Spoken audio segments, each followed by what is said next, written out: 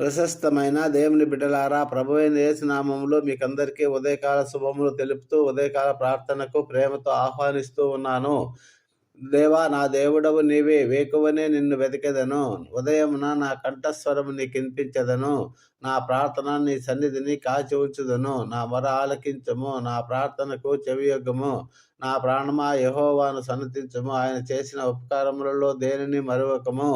ప్రేమాస్వరూపి పరిశుద్ధుడైన మా ప్రియ పరలోకపు తండ్రి, మీ ఘనమైన, శ్రేష్టమైన, ఉన్నతమైన, మహోన్నతమైన నామమునకు స్తుతులు, స్తోత్రాలు.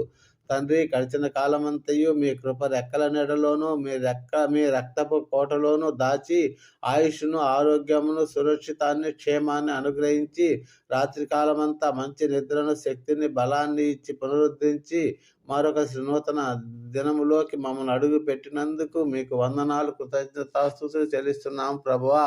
ఉద్యోగాల కొరకు ప్రయత్నం చేస్తున్న ప్రతి ఒక్కరిని జ్ఞాపకం చేసుకొని వారి జీవిత భవిష్యత్తు కొరకు మంచి ఉద్యోగాలను మీ చిత్తంలో అనుగ్రహించండి.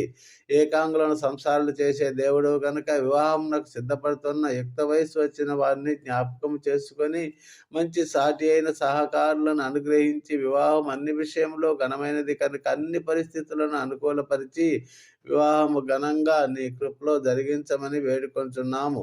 వివాహము అయి భార్యాభర్తలుగా జీవిస్తున్న కుటుంబాలను జ్ఞాపకం చేసుకొని భార్య భర్తకు లోబడి ఉండాలి, భర్త భార్యను ప్రేమించాలి, పిల్లలు తల్లిదండ్రులకు విధేయులుగా ఉండాలనే షరతులను పాటిస్తూ నిన్నే అధిపతిగా చేసుకొని సౌఖ్య, శాంతి, సమాధానాలతో జీవించే కృపను దయచేయమని వేడుకుంటున్నాం.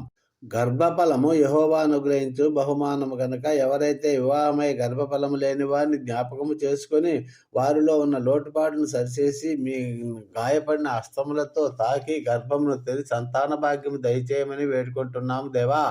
గర్భంలో ఎదుగుతున్న శిశువుకు అన్ని పోషకాలు సమృద్ధిగా లభించి మీ రూపంలో నిర్మింపబడి జన్మించుటకు కృపనివ్వండి.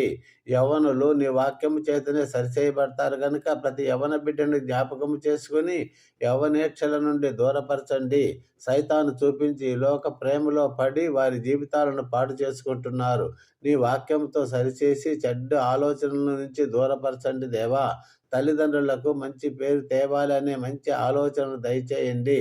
నీవు పొందిన దెబ్బల చేత స్వస్థత కలుగుతుంది కనుక ఎవరైతే అస్వస్థతలో ఉంటూ బీపీ, షుగరు, కిడ్నీ సమస్యలతో, ఊపిరితిత్తులతో సమస్యలతో, లివర్ సమస్యలతో, గ్యాస్ ప్రాబ్లమ్స్, ఎముకల కీళ్ళ సమస్యలతో, అనేక సమస్యలతో బాధపడుతూ ఎమర్జెన్సీలో ఉంటూ హాస్పిటల్లో మంచాన పడి ఉన్న వారిని జ్ఞాపకం చేసుకొని నీవే పరమ వైద్యుడవు గనుక నీ వాక్కును పంపి నీ గాయపడిన హస్తములు తాకి పేతురు అతను పక్షవాత రోగిని